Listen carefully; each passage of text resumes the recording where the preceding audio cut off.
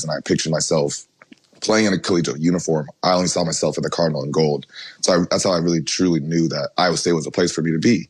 And ultimately, I knew what my end goal was, which was to come to the NFL and make impact and leave some history here. So where I went to collegiately really didn't matter. It was just part of the journey and was just going to be part of the process. Has it made it easier going from small town Ames to Green Bay? Because for a lot of guys, if you grew up in the big city, it would be culture shock to be in Green Bay. But you go small town to small town. Do you ever think, in a weird way, it actually has made it easier for you? Absolutely. Absolutely. I tell people all the time, Green Bay is a glorified Ames, Iowa. Ames, it's the culture, the community, the surroundings, the fan base is unbelievable, and you really can't beat it. But the only thing that's really missing is the championships and, the trophies there. You come here to Green Bay, and you see so much history. You see the Lombardi trophies. You see the retired numbers. You see the winning success that they've had here. And besides that, I really see a lot of similar things. So you went undrafted, and you end up with Aaron Rodgers. So you weren't a first or a second-round pick.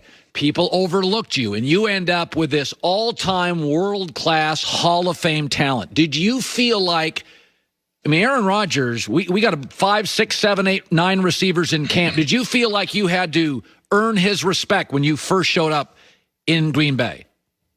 Absolutely. That was my first goal when I first arrived in Green Bay, was to let the players there and ultimately the coaches and front office know that, I meant business and I was serious about working, and I want to do whatever I could to help the team win. So as soon as I stepped foot inside Lambeau, and I just kind of put my head down, kept quiet, and did whatever I can to stand out. Aaron Rodgers, I was just watching that picture. He's like a dad. He's wiping the stuff off your brow there, taking care. You guys seem to – he had made a public comment a couple years ago, very early in your career, that he was into your style. Why do you think he trusted you? He doesn't trust a lot of young receivers. Aaron he can be hard on guys. He's very demanding. Why did he trust you early? I think Aaron just demands so high of himself, and he sees that in me as well. And, he knows that I'll go out there and I'll do whatever it takes to win. And no matter what it takes, I'm going to lay it out there on the line, and that he can go out there and trust me. And ultimately, I'm going to help him make plays. Yeah. You're a 6'5" guy. I'm watching your tape. You're tall.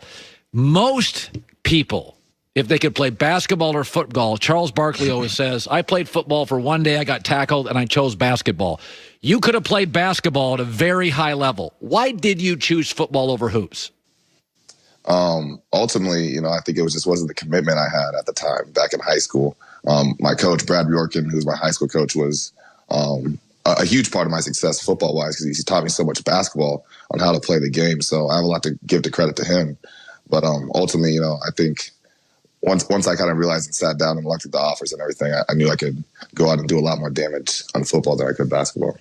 So without giving away any secrets, Aaron's a very smart guy.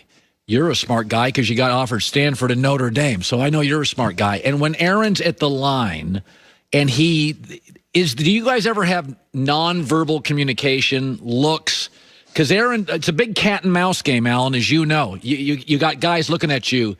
Like, are there little tricks week to week Aaron does with you, nonverbal stuff? Absolutely. I think that's what Aaron does better than anyone else is communication, whether it's player to player or player to coach. I think he does a really good job of leading the offense in our team. So when he's doing his cadences, when he's giving you that look at the line, and he's going to come to you, he's going to give you that certain Hollywood look. You better get on your horse and get going. So he's just done a great job of communicating to me and everyone else, and just really being the leader and orchestrator of our offense. When you got there, so you got there 28, you've been there, 2 years or 3? 2 years. Okay. So, you knew who Aaron Rodgers was. You'd watched football on television. And you played with good players, you in college. But was there a practice early with Aaron Rodgers, and you were like, oh, brother, this guy's arm? Like, what was the first moment that you realized, like, Aaron's just different than other quarterbacks? Yeah, so I'll give you 2 examples. One would be the first experience I had. He actually threw me, my first pass was one-on-one in camp last year. It was actually the same route that I had, caught the 31-yarder versus the Eagles this past weekend. He just threw a nice little teddy bear out there for me, and it just fit right perfectly in stride, and I was able to peel away from the DB and score. And then go back to last Sunday, and you see him throw that bomb to Marquez. He throws it from the 26-yard line all the way down to, I believe, the opposite side of the field, 14 or so.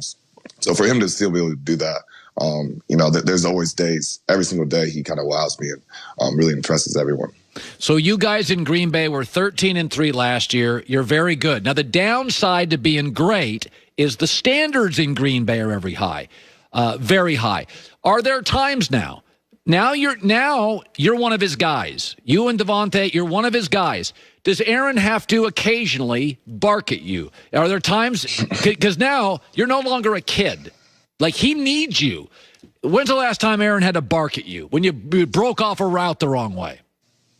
Yeah, I think Aaron, he definitely gets on my case every once in a while. Obviously, only being my second year playing with him, it's not to the same level of communication and chemistry that him and Davante have. So every day when I'm watching them, those two guys work, especially, this past Sunday, just watching them go after it. I'm picking up little things here and there, but he definitely, with his standard, I think that's just what makes him so great, is that he realizes that in myself, I have such a high standard that my standard's so high that I don't want to let him down. So I'm going to do whatever it takes and then some more to make sure that I do my job. By the way, Matt LaFleur's very, very young. Last year, rookie year, second year. Do you notice a difference from Matt LaFleur last year to this year? Does he carry himself different? Does the locker room buy into him? What's the difference, Matt LaFleur, last year to this year? Absolutely. I've seen a huge change in Coach LaFleur this year. He's just coming into his own, getting comfortable. And like I said, Aaron's just such a great communicator, and him and developing that relationship with Coach LaFleur, and it's just spread throughout the entire building. And you see the energy, you see how much fun that we're having.